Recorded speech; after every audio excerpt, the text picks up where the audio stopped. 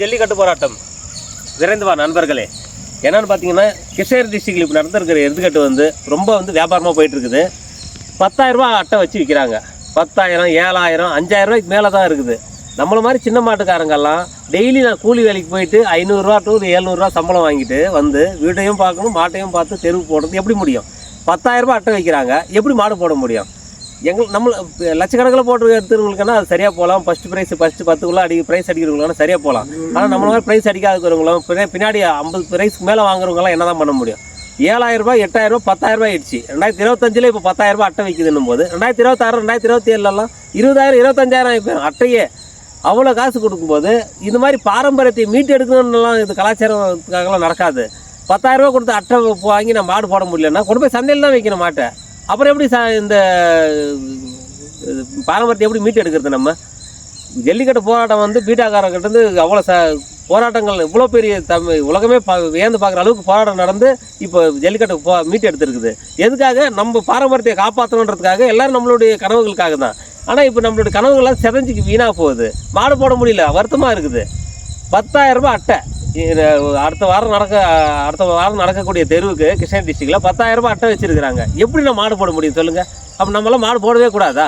இதுக்கு ஒரு நியாயம் தான் எப்போ இருக்குது? தயவு செஞ்சு நண்பர்கள் எல்லாம், நான் ஒரு பொறுப்பில் எருது விடும் நல்ல பாதுகாப்பு சங்கத்தில் நான் ஃபோன் பண்ணி கேட்டதுக்கு, ஒரு பொறுப்பில் இருக்கிறவங்க ஒருத்தர் ஃபோன் பண்ணி கேட்கும்போது, நேரில் வாங்க வந்து இங்கே தெரிவிங்க அப்படின்றாரு.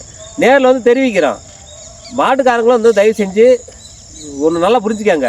இது வரைக்கும் எருதுக்கட்டை நானும் 2010 விட்டுனுக்கிற மாடு எவ்வளோ சிரமங்கள்லாம் பட்டு, எவ்வளோ 2 அட்டை போடுறவங்க, 3 அட்டை போடுறவங்க, 4 அட்டை போடுறவங்களாம் என் கண்முடியாக நான் பார்த்துருக்குறேன். அதெல்லாம் இல்லாமல் சந்தில் நுழைக்கிறவன், அதெல்லாம் இல்லாமல் 100 ப்ரைஸ் வரைக்கும் கொண்டு வந்துட்டாங்க. இது எல்லாமே சங்கத்தினால தான் நடந்தது, தனிமரத்துலாம் நடக்காது. இப்போ சங்கம் சொல்லியிருக்குதா, பேட்ச் பண்ணி விடுங்க, நம்மளுடைய நல்லதுக்காக தான் சொல்கிறாங்க. பேட்ச் பண்ணி விட மாட்டேறீங்க. 11 மணி 12 மணி வரைக்கும் விடுறீங்க மாடு. ஃபஸ்ட் பேட்சில் இருக்கிறவங்களே 11 மணி 12 மணி விட்டாங்க. பின்னாடி வாங்குறவங்களாம் எப்படி மாடு ஓட முடியும்? நான்லாம் எனக்கு 200 அட்டைக்கு 200க்கு மேலே தான் இருக்குதுன்னு சொல்கிறாங்க ஃபோன் பண்ணி கேட்குற எல்லா தெருவிலையும். அப்புறம் எப்படி நம்ம மாடு ஓட முடியும் அவ்வளோ நேரத்துக்கு? நீங்களே 12 மணிக்கும் விட்டுறீங்க. மாட்டுக்காரங்களும் திருங்க தயவு செஞ்சு. தெரு நடத்துகிறவங்களும் 10,000 ரூபா அட்டை வச்சுருந்தீங்களன்னா பாரம்பரியத்தை மீட்டு எடுக்கிறது மாதிரி பண்ணுற மாதிரி தெரியல. இதெல்லாம் ஏதோ வியாபாரத்துக்காக பண்ணுற மாதிரி தெரியுது.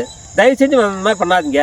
நண்பர்கள் எல்லாருக்கும் ஒன்று கேட்டுக்கிறது, தயவு செஞ்சு எல்லாரும் பதிவுகளை போடுங்க. வீடியோவில் உங்களால் நேரில் வர முடியலையா, வீடியோ பதிவு பண்ணுங்க, எல்லா குரூப்லையும் ஷேர் பண்ணுங்கள். எல்லார்கிட்டையும் மொபைல் இருக்குது, இப்போ ஆண்ட்ராய்டு இருக்குது. வீடியோ எடுத்து போடுங்க, உங்களுக்கு குறைகளை சொல்லுங்கள். அப்போ தான் இது தெரிஞ்சுக்கிட்டு எல்லாமே ஒரு மாறுதல் வரும். இந்த வருஷமே 10,000 ரூபா அட்டை வைக்கும்போது அடுத்த வருஷம் அதுக்கு அந்தான வருஷம்லாம் யோசிச்சு பார்த்தா மாடெல்லாம் விற்றுட்டு போய் அப்படியே போக வேண்டியது தான் சுற்றின்னு. அப்புறம் லட்சமாக கொடுத்து மாடு வாங்கிக்கிறவங்க, பெரிய மாட்டுக்காரங்க மட்டும் மாடு விட்டுன்னு அது பிஸ்னஸ் மாதிரி நடத்தின்னு போய் நீக்க வேண்டியது தான். அந்த மாதிரி தான் ஆயிரும். இது பிஸ்னஸாக நடக்காமல் பாரம்பரியமாக நடக்கணும்னு ஆசைப்பட்டீங்கன்னா நண்பர்கள் எல்லாம் கிளம்பி எருதுக்கட்டு சங்கத்தில் மீட்டிங் நடக்கும்போது மீட்டிங் வாங்க. இல்லைன்னா பதிவுகள் போடுங்க. ஃபேஸ்புக்கில், இன்ஸ்டாகிராமில், வாட்ஸ்அப்லாம் பதிவுகளை போடுங்க. உங்களை ஆதரவு தெரிவிங்க. இந்த மாதிரி அட்டை அதிகமாக விற்கக்கூடிய அது ஒரு கண்ட்ரோலுக்கு வரணும். தயவு செஞ்சு அது நடக்கணும். பழையபடி எருதுக்கட்டு நடக்கணும். நம்ம பாரம்பரியமாக நம்ம தாத்தா அப்பாவெல்லாம் எப்படி மாடு விட்டு வந்தாங்களோ அதே மாதிரி நம்ம விடணும். அதுக்கு நம்ம மறுபடியும் ஒரு போராட்டங்கள் கையில் எடுக்கணும். தயவு செஞ்சு எல்லோரும் பண்ணுங்கள். நான் எலுமிச்சங்கிற பூச்சி மாட்டுக்காரன் நிறைய பாதிக்கப்பட்டிருக்கிறதுனால தான் நான் பேசுகிறேன். இது தயவு செஞ்சு அட்டை காசு அதிகமாக வச்சு மாடு விடக்கூடாதுன்ற மாதிரி பண்ணாதீங்க. எல்லோரும் மாடு விடணுன்ற மாதிரி பண்ணுங்கள். நன்றி, வணக்கம் நண்பர்களே.